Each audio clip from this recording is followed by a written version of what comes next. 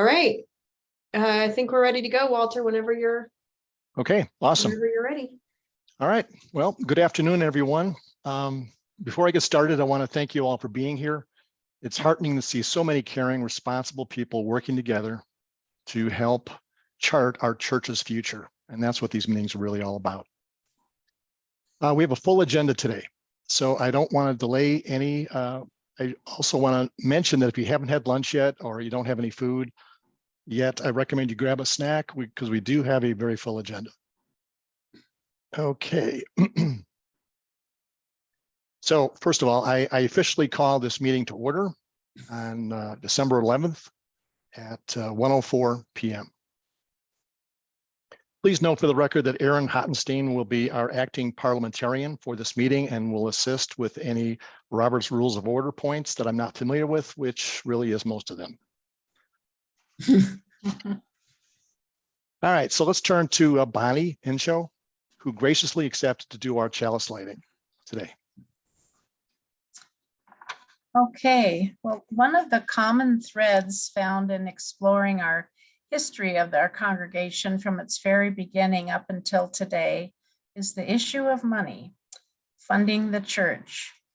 It seems fitting today as we vote upon yet another year's budget to reflect upon that. In the earliest years from around 1900 until about the 1940s, there were constant financial struggles. So much so, there were at least 12 years when the church could not afford a minister at all. Even though we haven't been affected by that level of hardship for many decades, it's never been easy. I think it's important not just to look at the financial struggles, but also the successes, and there have been many. Certainly it was a success when the first church building was constructed in 1905 and paid off in 1923. Decades later, in 1970, our current church and RE buildings were completed. Those buildings were paid off in 1988 with a mortgage burning ceremony. So when I'm feeling really optimistic, I like to hope there will someday be another mortgage burning in our future. One other success, perhaps not as obvious, started happening around 2010 when a newly formed stewardship committee took on the task of changing the culture of giving at Foothills. And in their words, changing the culture from one of scarcity to one of abundance, so that there would be an expectation that church members give as generously as possible. And they were successful. We've gone from a congregation that for years needed but could not afford an assistant minister to one where we now have 2 full-time and 1 part-time minister, and so much more. So today, as we gather to vote on our annual budget, I'm reminded there would be no budget without the generous pledges from our congregation. Budgeting and pledging may not seem as inspirational as other things we do here at Foothills, yet they are really spiritual practices. So today I light our chalice, which I realized is really big. My chalice is big and I can't even see it on the screen, but I light my chalice, our chalice, to honor those spiritual practices of generosity and stewardship, and for the hope for a strong financial future for our beloved community, which is Foothills. Thank you, Bonnie. Okay, Jen, do we have a quorum of membership? Excellent. All right. All right, so on to the traditional standing rules. So I'm going to go ahead and read these in case somebody can't see them clearly on the screen. Number 1, members shall abide by the Foothills Covenant of Right Relations. 2, no member shall speak more than once in a debate on the same question until all members wishing to speak have done so. 3, no member shall speak more than twice in debate on the same question. 4, Comments made in debate shall be limited to a maximum of 2 minutes. 5, to be called on, please raise your hand in the participant window. 6, any motions to amend must be sent to the board email, theboard@foothillsuu.org before the motion is made from the floor. Are there any objections to adopting our standing rules? Okay. Well, seeing no objections, the standing rules are approved. Throughout the meeting, if you should have an objection or a question, you can raise your hand in the participants window of the Zoom interface, or feel free to type your question into the Zoom chat instead. Okay, let's go onto the covenant of right relations. And I'm going to go ahead and read that as well. We covenant to build a religious community guided by love and sustained by respectful relationships, which work towards the greater and common good. Believing that building healthy relationships is a spiritual practice, we aim to listen appreciatively, speak with care, express gratitude, honor and value our differences, and assume good intentions. We will communicate directly, honestly, and compassionately, particularly when we are in conflict. And we will not expect to always get our own way. When we feel hurt or when we hurt others, we will try to forgive, make amends, and connect in a spirit of love. In celebration of the common purpose that unites us, we will do our best to abide by this covenant.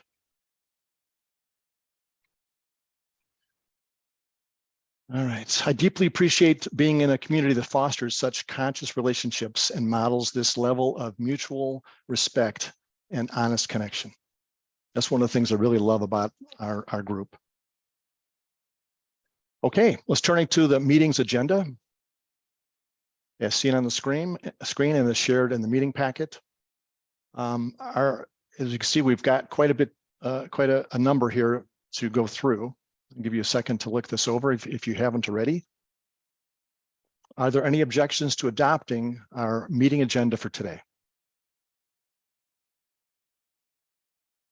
Okay, seeing no objections, the meeting agenda is approved. Next on our list is going to be our minutes. So we sent out some meeting minutes in our last congregational packet. Hopefully you folks have had a chance to look that over. Do I have a motion to approve these minutes?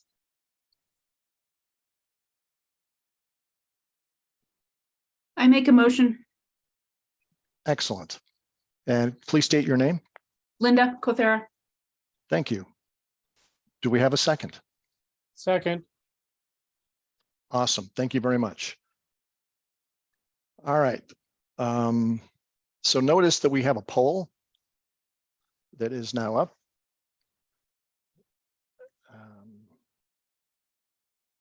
There was a poll. Oh, excuse me. Who was the second? Who seconded that? John Hill. Thank you, John.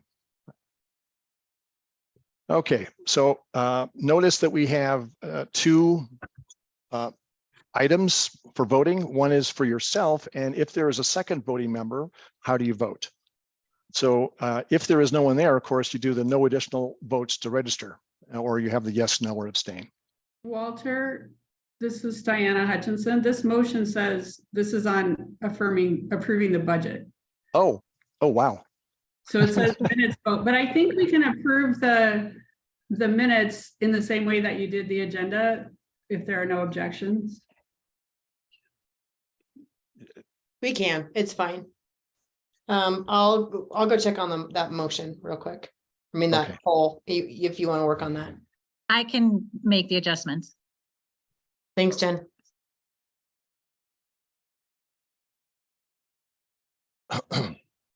Diana, thanks for seeing that.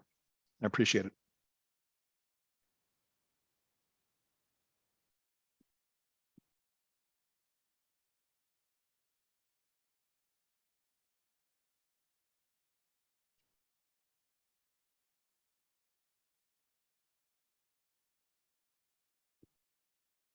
So hang on while we make a slight modification there. I believe that's what's happening.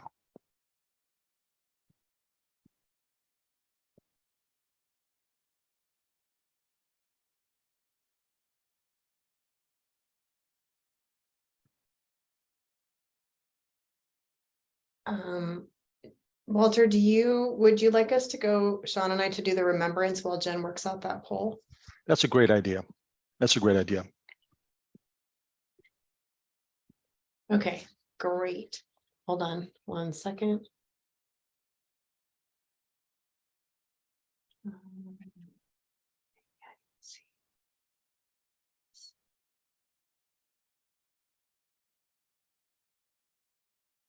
Okay, I think we're ready. 1 second. Okay, so you need a chair. All right, here we are. Thank you.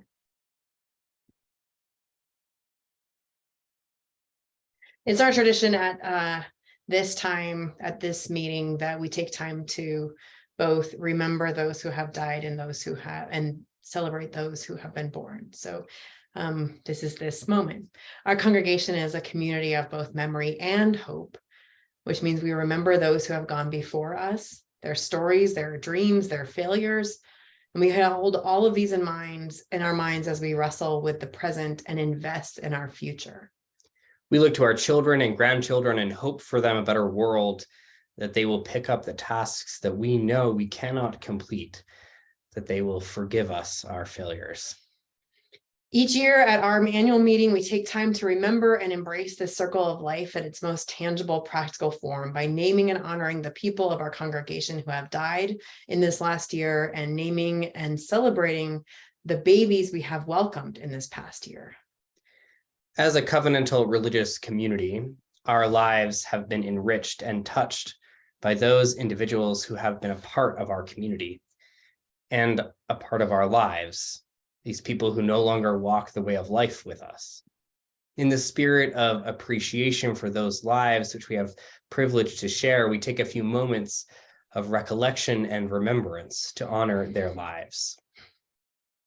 I invite you, wherever you are, to rise in body or in spirit. We're going to stay seated so we can be seen by our camera. But if you're willing to rise in body or in spirit, in respect and recollection, as we recall together the names of those among us, members and friends of this congregation, whose death in this last year have left us with the loss of their earthly presence.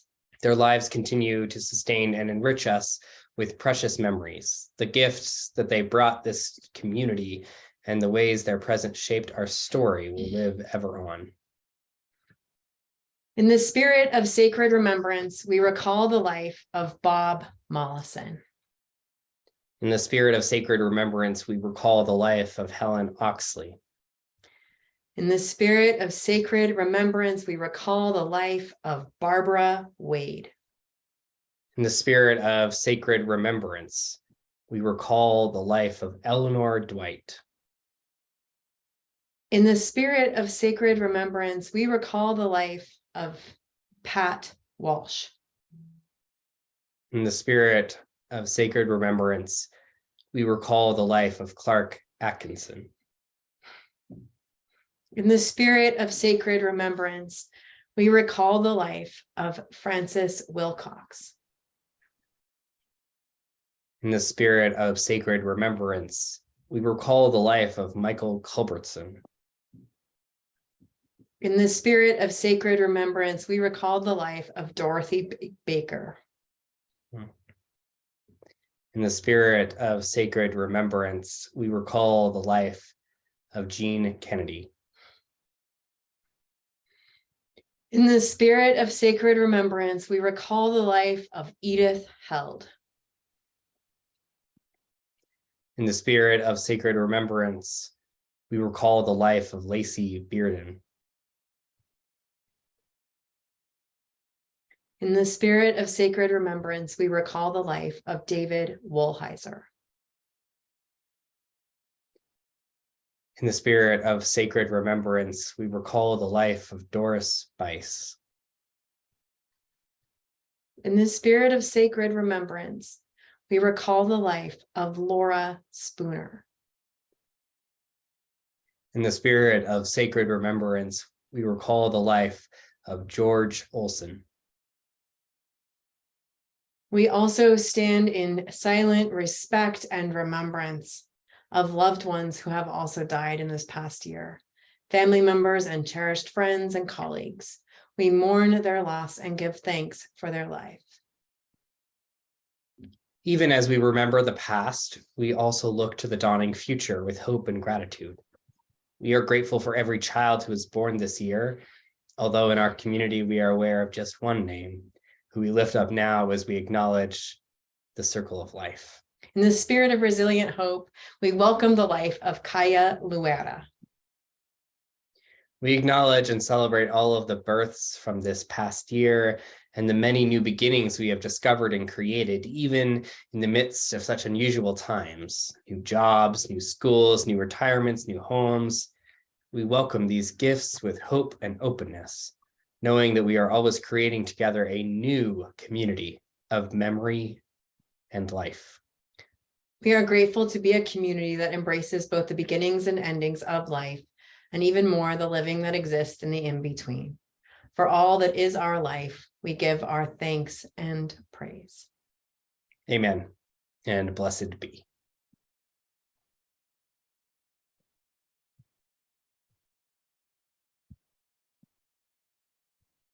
Thank you. We can go back now to maybe to the poll before, to the minutes. Yeah, to the minutes. Okay.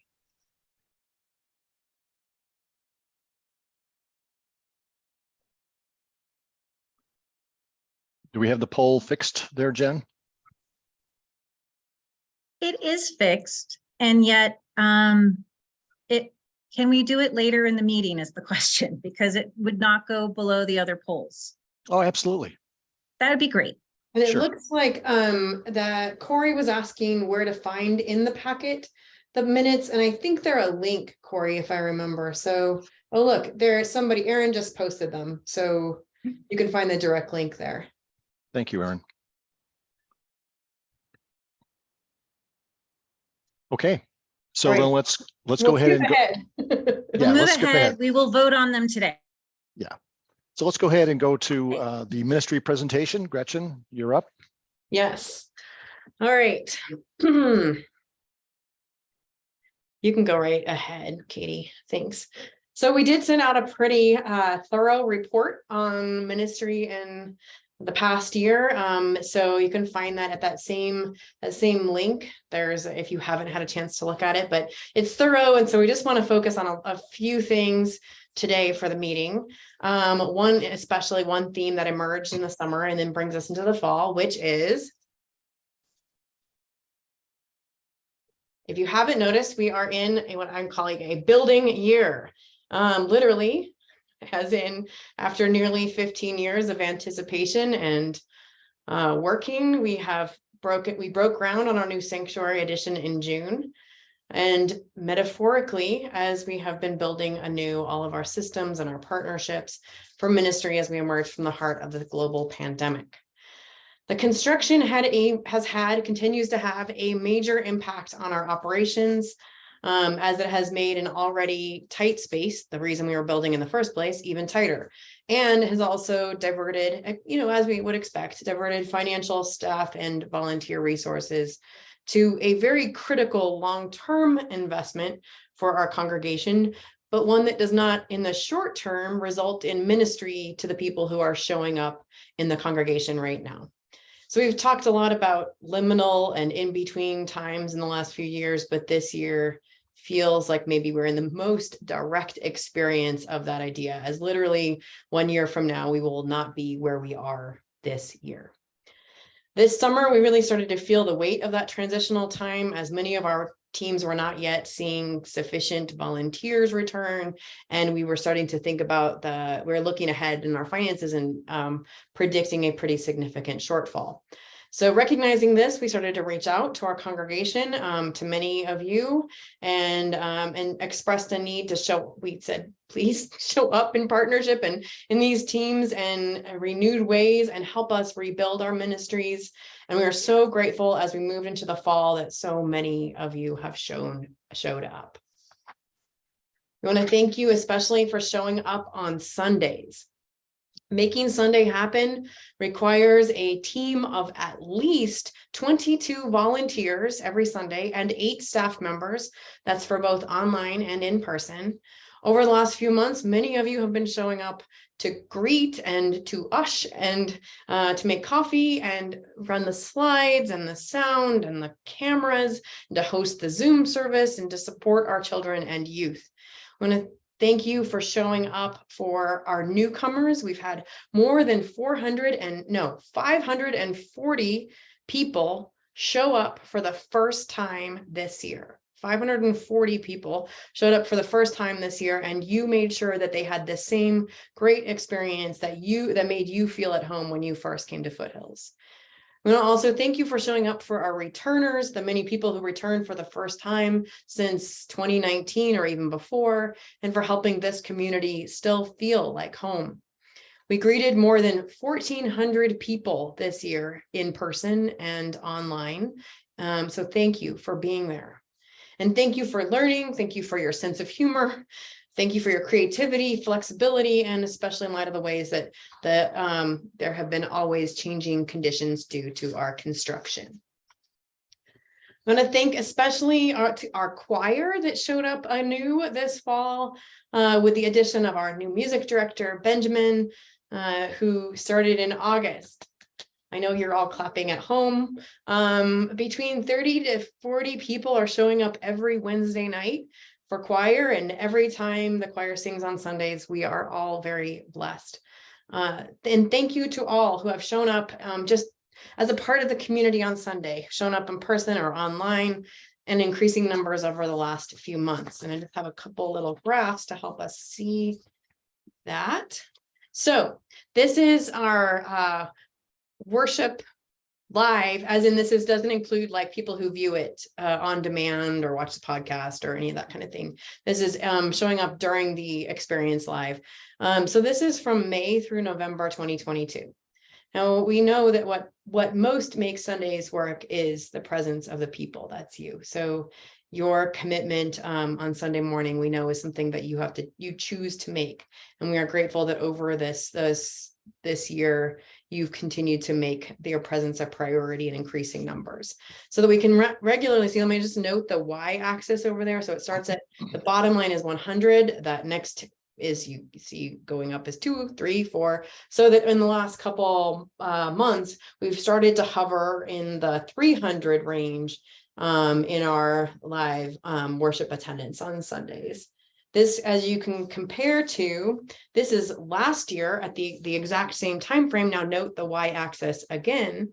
The bottom line there, you can see we have 100 and then 200 in the middle there, and pretty much over these same months.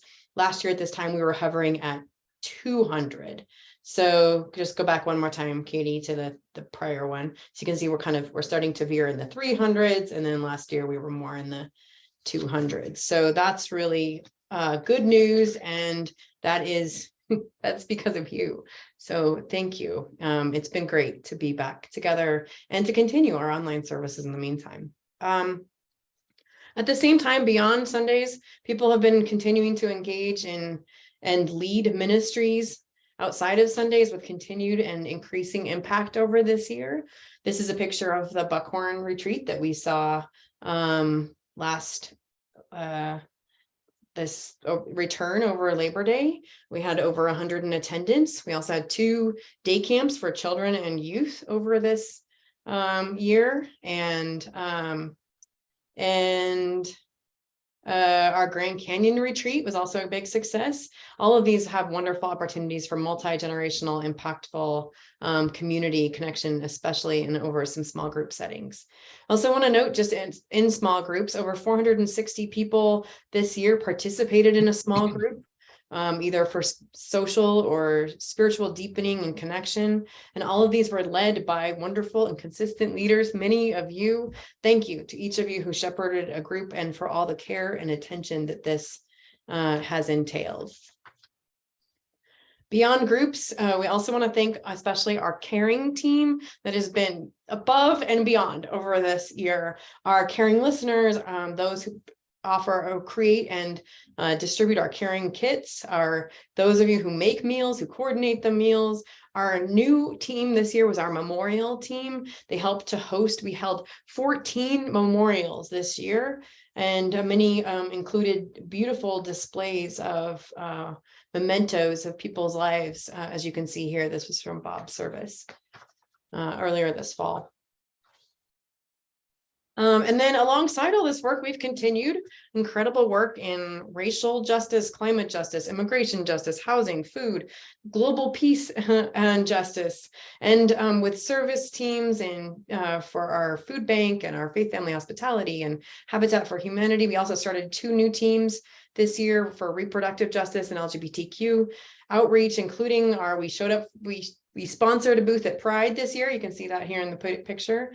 And then also we were leaders at the recent vigil, and our new support group for trans kids and their parents called True You. We just had another gathering, and every time they gather, there's new people that gather, and it is an incredible source of support and community. So thank you to all who have continued all of this work. And again, I hope you all will read the full report in the of all of our ministry work that's on the link. I also want to be sure to thank our history project once again. We recognized them last week on a great party, but I can't say it enough. For all of their amazing work, and also our board and our finance team. So much of their work often goes unseen, but it is obviously very critical. Now, a list of our major volunteers from this year would never be complete without recognizing our building team, to whom we owe, more gratitude than we can ever possibly say for their endless generosity and steadfast commitment. So we're going to turn now to a building update from Katie. Thanks, Gretchen. Advance the slide. I'm excited to let you know that all of that work that Gretchen referenced earlier has us really on track with the building project. When we got our final commitment for costs from the general contractor, we are right at that 8.1 budget that we anticipated to be. They've done an amazing job controlling costs across the board. I'm not sure if Chris Betlek is on here, but he is a fierce defender of our resources in our weekly meetings with the architect and the general contractor, asking questions about stuff and that most of us don't even know what the acronyms mean, and making sure that those resources are being applied appropriately, and that everything that we are putting into the new building is happening in a way that takes care of what we've all invested in it. We are still on schedule from that timeline at the start as well. We are planning that building should be completed toward the end of May, beginning of June. And we are still within the contingency that we set aside at the beginning. We've spent about $130,000 of that. There have been minor obstacles, things that we've had to work out. This team meets every single week and decides things like whether or not we're going to have electricity go outside for a future electric sign. We make decisions about what kinds of materials are being chosen. We've had a lot of conversations about the ceiling fans. There are so many details that are happening that this group is going out and researching and following up and making good choices for us. And they've done that while limiting those additional funds. And so we still have some funds in contingency, which is a great place to be in, as we were almost exactly halfway through the project. So overall, just really great progress. And for those of you who didn't get to come to church this morning, this picture on the left is from today. We had some significant increase in activity over the weekend when these steel posts were put up that are a part of our building. And so in the next few weeks, we're going to see a lot of change happen and come to fruition. By the end of January, beginning of February, we'll be getting to the point of putting the roof on the building already. So very exciting time to see that change every single week. It's a great reason to come to church if you haven't been in person in a while, because every week it's different than the last.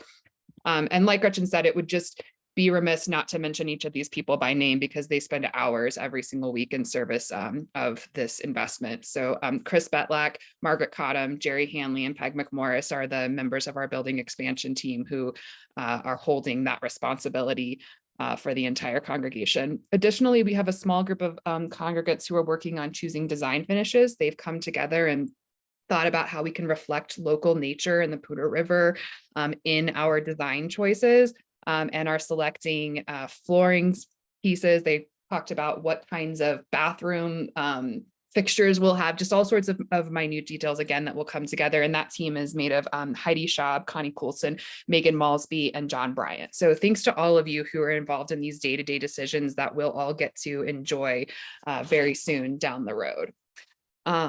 And then finally, we are able to build this building because of the generosity of all of our donors. So I just want to say thank you to each and every one of you who are participating in the building, and then also participating in the our general finances and giving right now. We, as Gretchen mentioned, beginning in August, started having a few different conversations, calling on you guys to help us with what at that time we projected was almost a $70,000 gap between year end. And not only have you shown up in your time and volunteering, you've also shown up in your funding. We are now only projecting about a $14,000 gap, which is a significant reduction from where we were earlier in the year. The majority of that is our pledging was down this year, but we've seen that rise significantly over the last few months. We have a little ways to go. December tends to be a very strong month for giving for us. So we feel that it's really feasible for us to actually finish on target this year. And so we just wanted to show you some updated projections of where we are. We think we'll end about $647,000 in pledge income for the year, which is about $60,000 that we needed to come in between November and the end of December. And then about $120,000 in donations and $81,000 in Share the Plate. And all of that money comes from you guys. So just want to say, again, thank you for partnering with us. It's been a stressful time dealing with all of the economic factors, but it's also been one of the most encouraging times to see people, their pledges come in and see pledges being increased and people reaching out and asking others who are new and sharing with them what pledges is all about. And I think after that, I'll turn it back to you, Gretchen.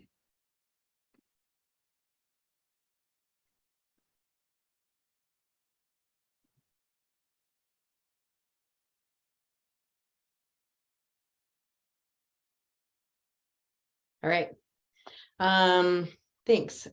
So looking ahead to the coming year's giving, that's 2023, I want to first, we shouldn't have moved forward because they're all looking at the slide now, but I first want to say thank you to all of the people who have made this stewardship process, the pledging campaign happen this year, which has been a huge group of people making calls, tracking details, entering data.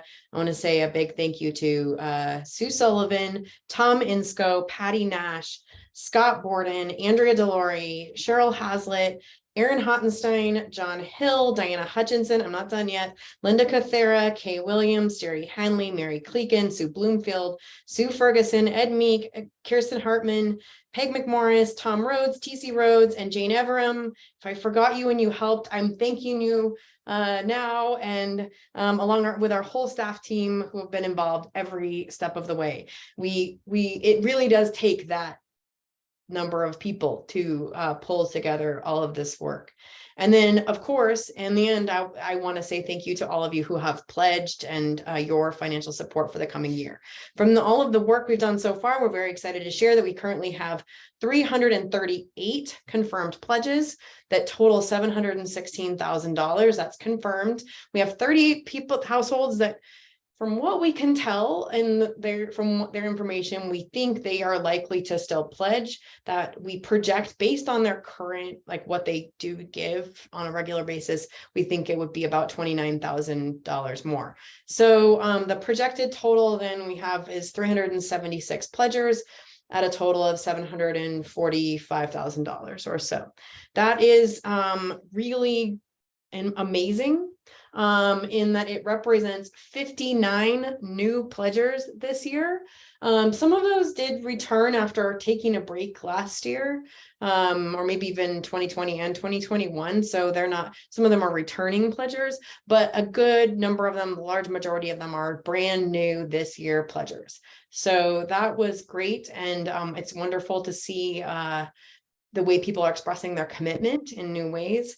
The increase so far this year versus last year's pledging is $110,000. It is like, I cannot express how amazing that is, especially in this current economic situation, all of the factors that we're in transition. There's a lot of reasons why people might be holding back right now, and instead this congregation, as it has over its whole history, is taking big leaps forward. And I'm so grateful. So that said, we knew we came into this year with a pretty significant need, a need that was going to require a big leap like that. So we are just a little bit short from where we said we needed to be in order to fund our budget.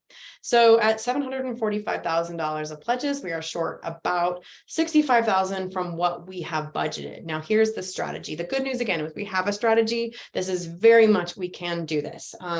It's within our reach. So we need to finish reaching out to those 38 that we haven't yet heard from to secure those. And we need, so then we also want to reach out, and maybe this is some of you, if this is you, I'd like you to consider this as an invitation to consider that if you just rolled over, if you rolled over your last year's pledge, if you are continuing your pledge from last year, a $10 a month increase from the majority of those who rolled over would yield us up to about $15,000 more dollars.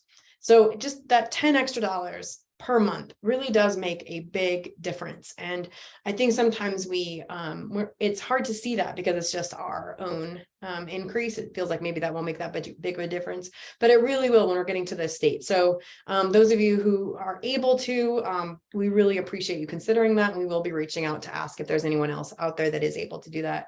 And then beyond that, we calculate that we think if everyone who has pledged would on average consider an $8 a month increase, like basically $100 a year, we could get $35,000 more to the budget. So if you are able to increase your pledge, even the smallest amount, every amount adds up. And if it's less than 100, great, because then maybe somebody else can do a little bit more. But if you will consider just a tiny bit of an increase, because there's 370, what did I say? 376 of us is where we're at.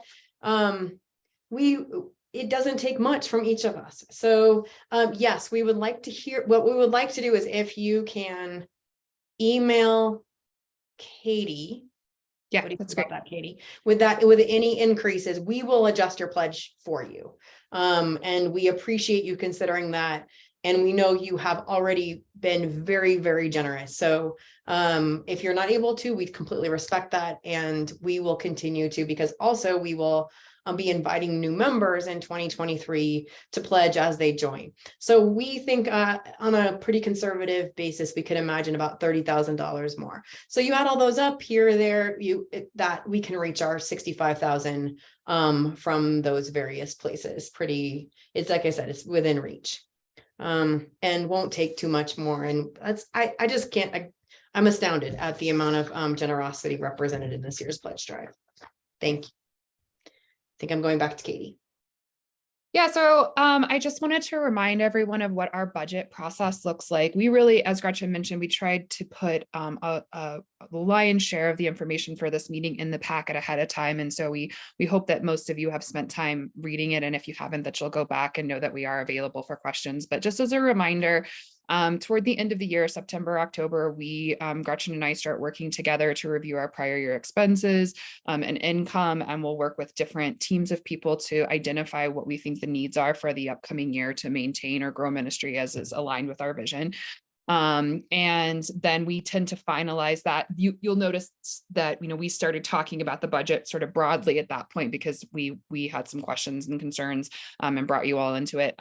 Typically it would be at this point that most everybody would be brought in, but in November, the board then reviews the budget. We actually did 2 presentations with them this year and had lots of great conversation.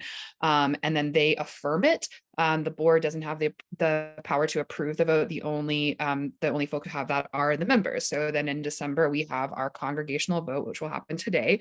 And then our fiscal year, so the timeline by which we manage our annual calendar begins again in January. For those of you who've been around a long time, we did change it in recent years. And so it is now January to December. And so that in January, we'll start with the new budget.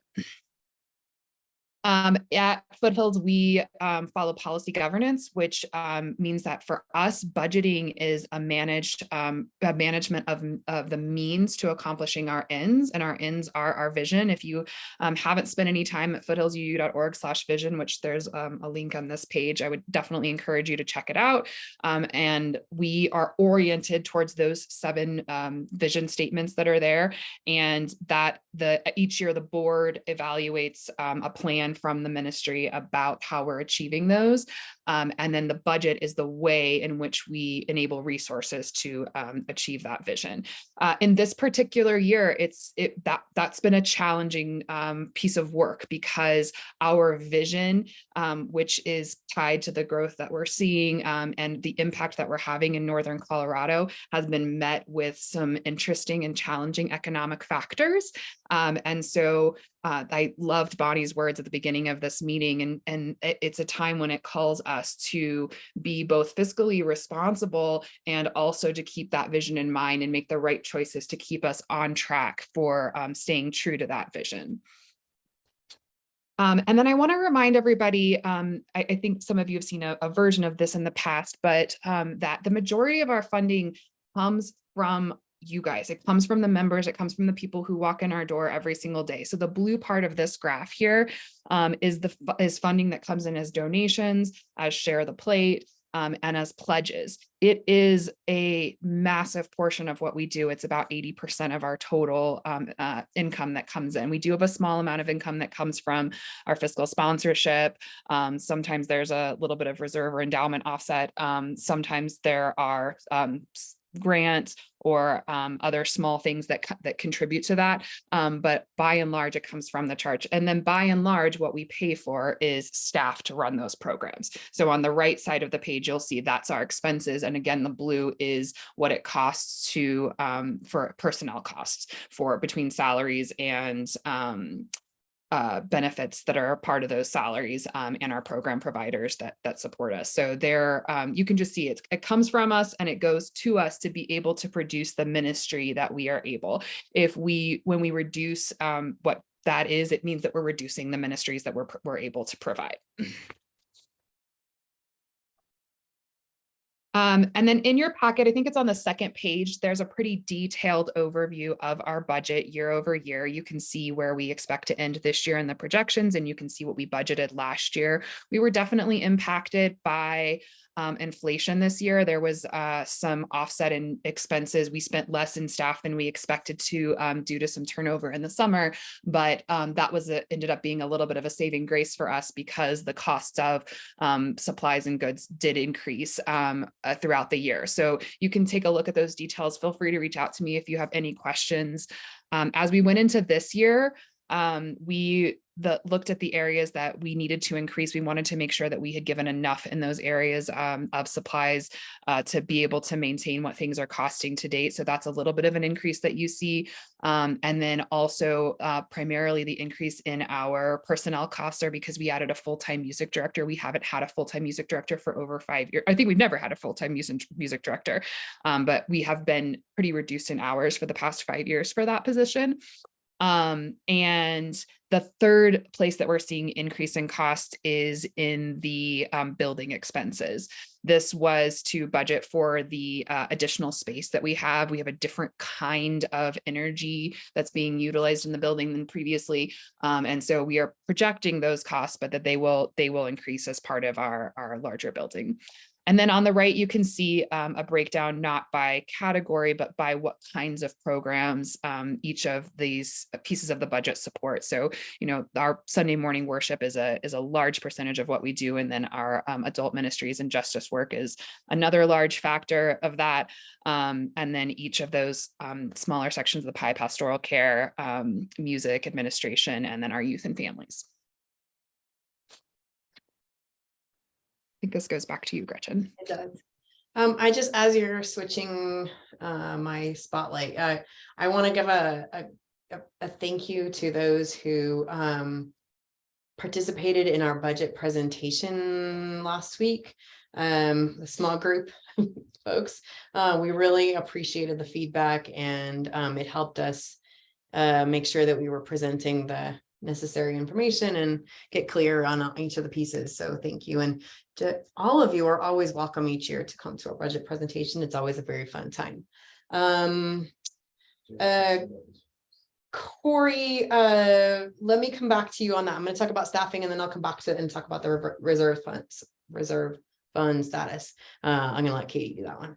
Okay, so I wanted to just spend just a minute on staffing, since staffing, as you saw, was such a big portion of our budget. It is the large majority of our budget. So over the last, sometimes it's unclear because different people have filled different slots or kind of restructured as we've had different needs.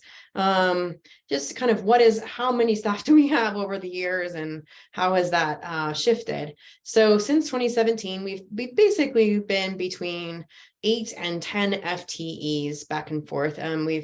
Our goal, you can see there that kind of the different points when those represent different moments in the life of the church. But this year, our goal, our very strong commitment and goal, is to retain our current staff over the long haul, because that will ensure we need to continue to, we don't need to have the costs that are associated with replacing staff, which is both financially costly, and also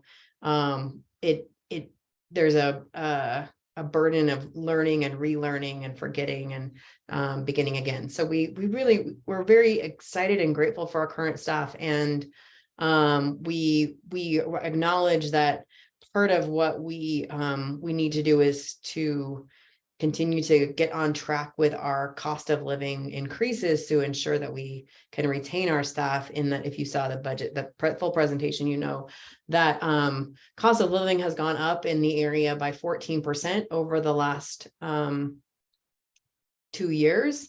And we last year gave most of our staff a 2% increase.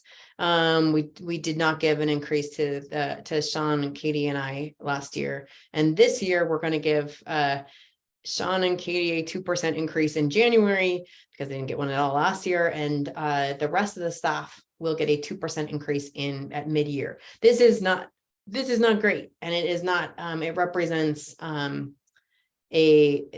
basically a decrease in wages, because we know that the cost of living has gone up so much more than what we're able to increase. So we've got to deal with that in the next couple of years. And I would just wanted to note that. Yes, Scott, exactly. Okay, go to that next slide. Okay, so the other thing I wanted to do is just put the pictures of the people on the staff team in front of you all, because sometimes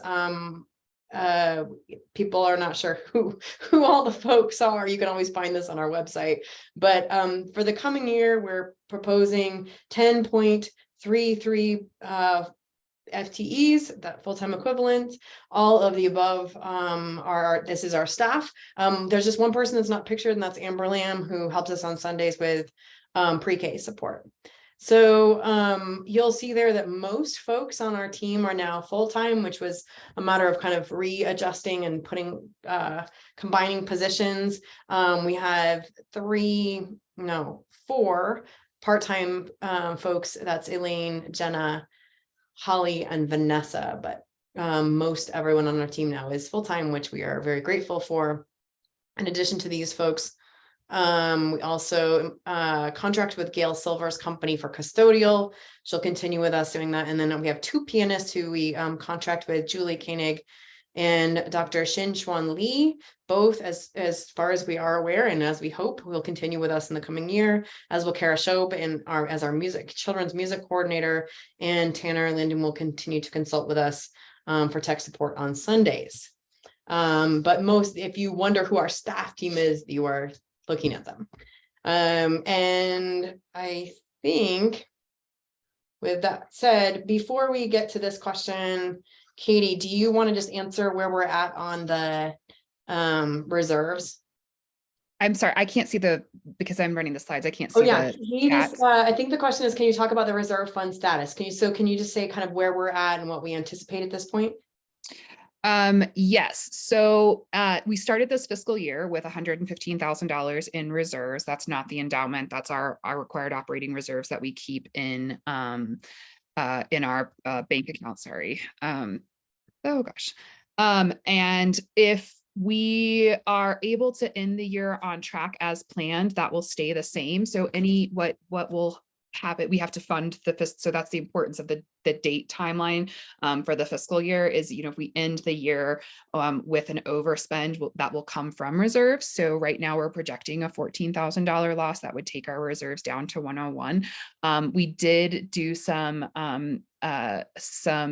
outreach around replenishing reserves, and we're able to raise, I think, about $10,000 in that category. So it may end up being an offset.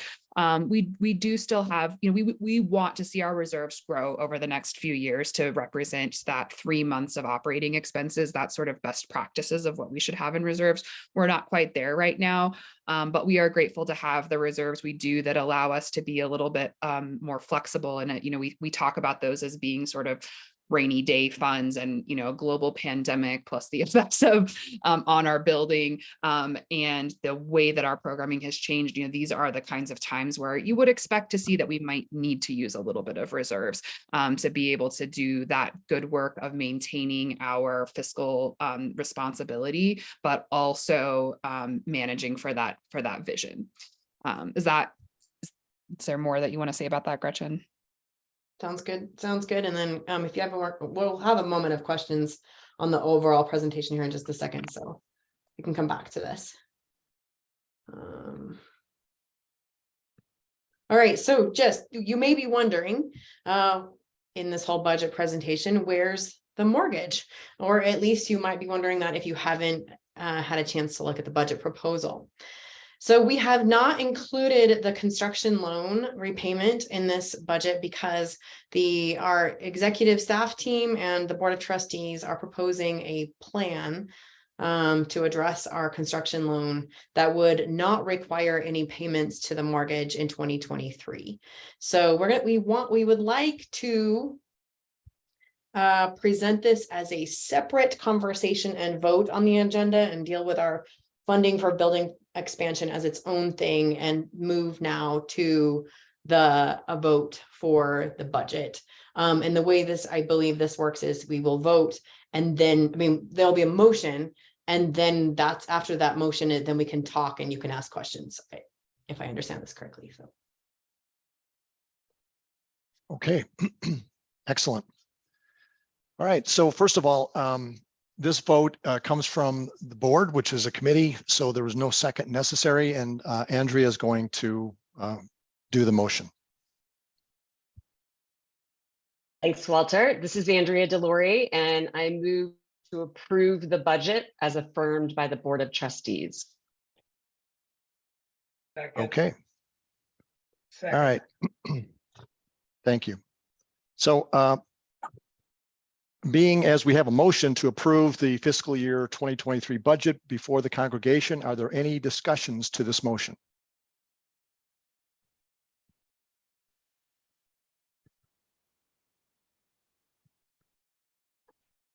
Okay. As there is no debate, the question before you is, shall we approve the board affirmed fiscal year 2023 budget as presented by staff? Please vote.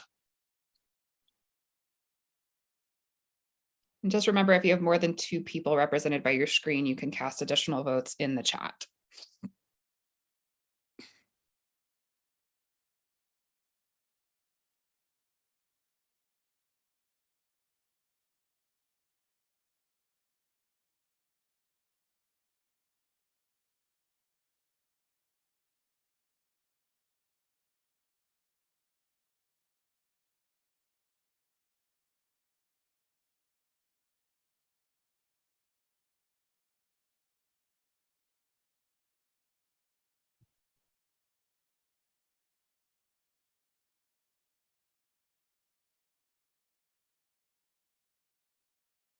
Okay, so I got from Jen has told me that the motion is passed. Congratulations, everyone. All right, so we're on to the Foothills Building Financing presentation.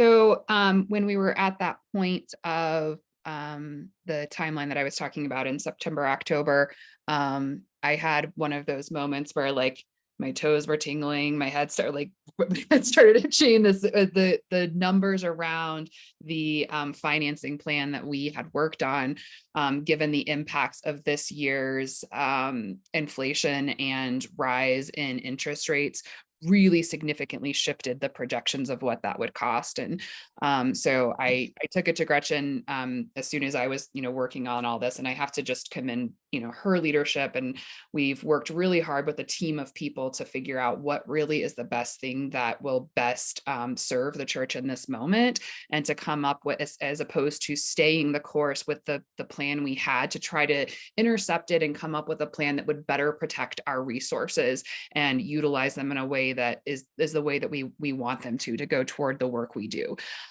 So I want to thank Eric Martinson, who and Tom Rhodes and Jerry Hanley, who are all on a team of people who helped us sort of analyze where we were at and look at the details. In this process, we realized that the effect of the interest rates on our loan would almost triple the amount of money we'd be paying in financing fees to stick with the original plan. And then it would take our planned mortgage cost from approximately $120,000 a year to more than $260,000 a year. And given the economic climate of our organization and the impacts of the last several years, that felt really untenable, given the other stretches that we were already working on as a budget. So we brought together several large group of people who are heavily invested in this project and started discussing what might be the options that we could look at. Out of that group came a real clear, decisive desire to move toward a process that we've used in the past, a member-funded loan process, where we will open it up to members to participate in this, and we are able to offer a rate of return that is comparable to a CD on the market. 4.16% is where we originally anticipated our long-term mortgage would be. And that is higher than you can get in a savings account right now. And it allows for us to fund our project on our own, and then set a schedule for repayment that is more favorable to the budget as well. We have historical practice of doing this, which was part of the reason that we didn't initially go there. It's complex from an accounting standpoint for us to manage it. And there are several details that make it not our first choice, but when laid against that additional $1 million in financing fees, the choice is pretty clear and obvious that we want to be able to put those resources elsewhere. So what you have on the screen in front of you right now is the first draft proposal of what the sort of composition of these member funded loans would be. So we are looking to fundraise about $1 million by February, and then another $1.8 million by June. In those early conversations, we had commitments from just a small group of about $750,000. So we do feel that getting to at least $2 million is pretty feasible. In this scenario, we would begin our repayments on January 2025, which would allow us to finish out the capital campaign that we have going on now, and utilize those funds to be able to help us with the mortgage payment as that's coming in. And then we would be making quarterly payments at a 4.16% rate. That's not finalized. Again, there's a legal process that we are going to be going through, working with some legal advice. We've also worked with a couple of other churches who have done this recently and have been able to share their documentation and their systems and processes around it with us. So as we get into that phase, we will finalize the details. We think we'll be initiating between 25 and 50 loans. Initially, we'll prioritize loans of 50,000 or more. The reason for this is to reduce that administrative burden on managing the loans. The fewer number of loans that we're managing, the easier it is. And then if necessary, we will go down to a minimum of $20,000. And then for the 5-year term following that our capital campaign, we would be paying $150,000 per year with a balloon payment due in 2030. Our goal has always been to retire the debt within 5 years. And so that continues to be our goal. It's likely that we will need to use the construction loan that we still have the loan in place with First National Bank that we presented to you guys last year. During the construction phase, we've not yet utilized those dollars. We're still paying from cash that we collected ahead of time. We will need that in February. That's where the February timeline comes from. And it's likely we will need to use some of the construction loan. The good news is that the construction loan is an interest only payment that's a little bit lower than the other payments will be in the mortgage phase. And those payments will be made if we need to invoke that from the pledges that are coming in. We do anticipate that we will be able to fund the loan payments in the long run with rentals and a continued growth of new givers. We are working towards some exciting partnerships that hopefully we'll be able to share about soon. That will, we have about $60,000 in the budget for income in 2023. And that is utilizing our current space, not the new space. And we anticipate that the appetite for the size of space that we're creating will be pretty high. There's not a lot of venues or spaces in our area that are this size. So we'll be working to sort of cultivate those relationships to build that rental market over time. We had initially planned that we would be doing that as well, but obviously the pandemic pretty significantly affected large events, and we're seeing those come back now. Additionally, there are several other ways and strategies that we have to work on reducing the expenses and long-term debt. I am in the process of renegotiating our current loan with First National Bank. They are aware of the process that we're going through and that we're pursuing this. And I've been able to talk to a few people who are experts in the area of commercial mortgages and help us with having the right conversation with them. So they're actually in the process right now of renegotiating our rate with us for that long-term loan. If we needed to utilize any of it, they think that they will be able to get it down a bit as well. We have also started having conversations with a number of local granting organizations about both this process. Our process was elongated by the city of Fort Collins, which also charged us almost $250,000 in fees. And so we're working with them on negotiating those fees. We're looking at options through the UUA and other UU related resources. We are also evaluating, we have 2 community foundations in our area, which tend to have large donors who have the ability to invest in projects. And so we're working with those community foundations to get this project and its impacts in front of those lists of donors, and hoping to bring in some additional donors who are maybe don't consider themselves church people, but are invested in the work that we do and want to see us be successful in this. That is there's a significant support for our congregation outside of our congregation because of our justice work. And then also looking into ARPA funds that we might qualify for, and the Inflation Reduction Act, sorry, is what IRA is. And then other in conversations with the city, as well as just exploring additional opportunities. We will also be having conversations in the spring with folks who have a current pledge about their timeline so that we can understand really when we think pledges are going to, this last $1 million of pledges are going to come in, and asking folks if they're able to pay sooner, because any amount that we're able to get in helps us to reduce that, the financing fees, whether they're internal or external. And then we do still have the endowment as our backup plan, that if our fundraising is not able to meet the needs and we aren't able to get to where we need to be, we could continue with the loan we have, and we could utilize the endowment to make our first year's payments. As many of you know, there's been a lot of conversation throughout this project about when and how should the endowment be used. And in terms of it being able to be sort of the backup plan to allow us to get through this unique juncture in time, to the point where we have the building and we can welcome all of those people who want to be here with this phenomenal space, and really put all of our resources towards providing that ministry is an appropriate and good use. But again, that's the backup plan. And so we've worked extensively with several of you. We've worked with the board to come up with this plan, and our hope is that we can be on track and that you guys would approve the plan for us to move forward in this way. Our plan is then that we would come back in February and have another meeting with the entire congregation, updating you with where we are in that process in terms of how much funding we've been able to raise, and provide an additional just overview of finances at that time, so that gives us a little bit longer to get things shored up with the budget plan we have, and with this plan to make sure that all of those pieces can fall into place.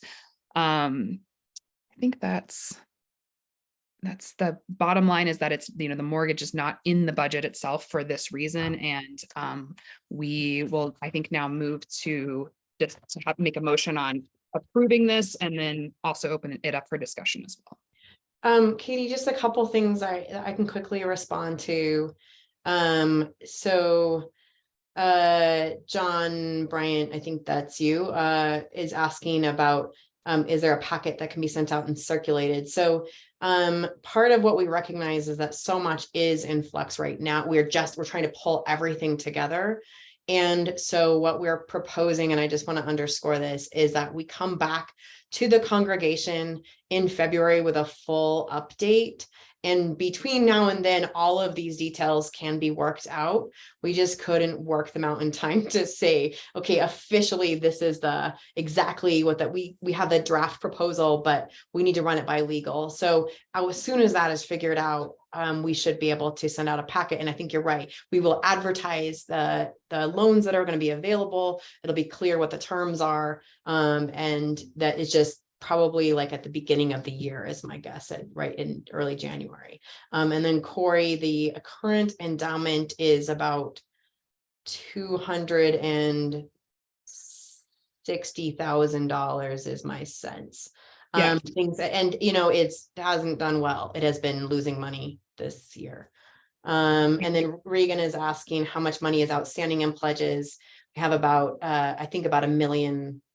So we think about 1.3 million will come in from the new fundraising we've done, and the original fundraising. There's about 1 million. There's about 1.1 million in the original, comprising of the pledges. There is some attrition in that we I've worked on understanding where I think the attrition might be, and I will be working really closely with that in January. We didn't want to do it while we were doing our operational pledge drive at the same time.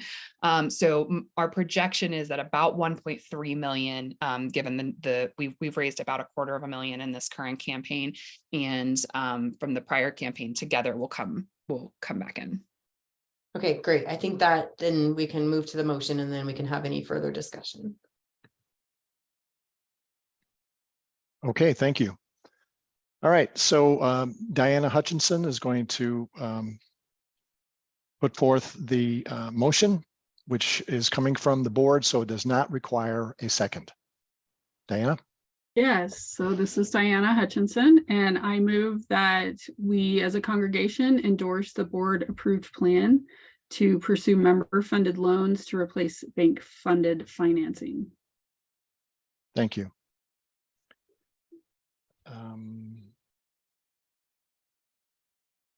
Being as we have a motion to endorse the board approved plan to pursue member funded loans to replace the bank funded financing before the congregation, are there any discussions to this motion?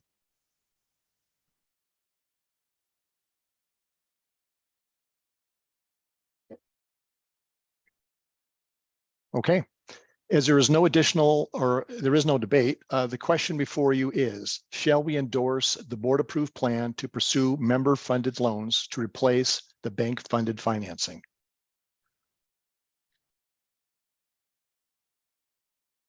Are you ready for the vote? There we go. Here's the vote. Remember, you need to vote both 1 and 2 in order for your vote to count.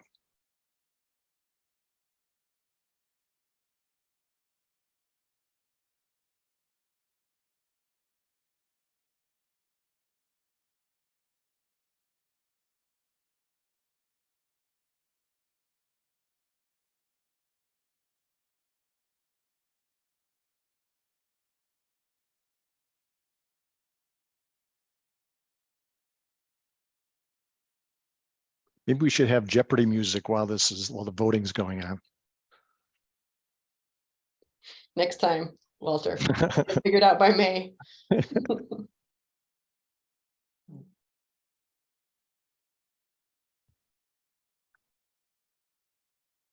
Okay, the vote, the motion is passed.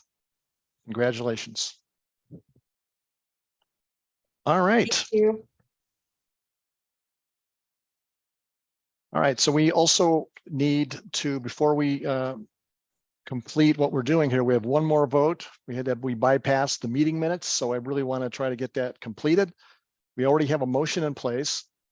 And so being as we have a motion to approve the congregational meeting minutes as written before the congregation, are there any discussions to this motion? Okay. So being as here we are, there is no debate. So the question before you is, shall we adopt the meeting minutes from the June 2022 congregational meeting minutes as written? And please vote.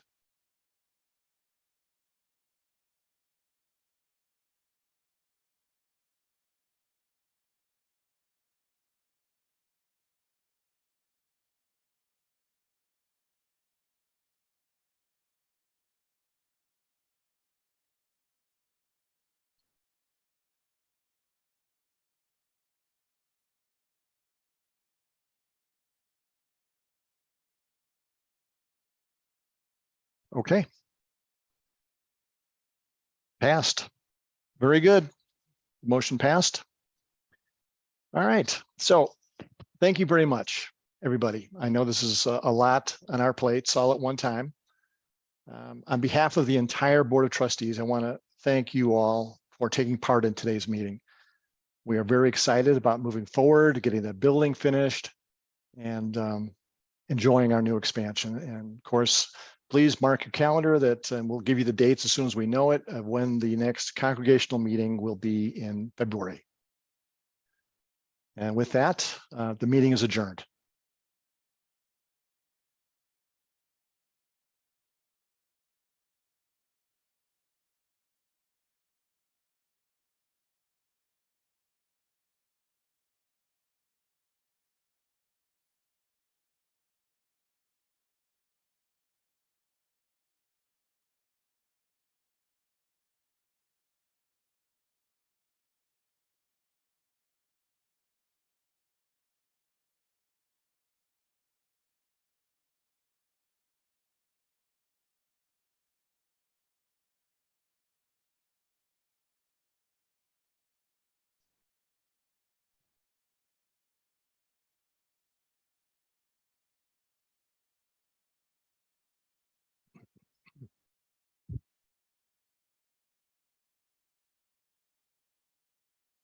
All right, nice work, everybody.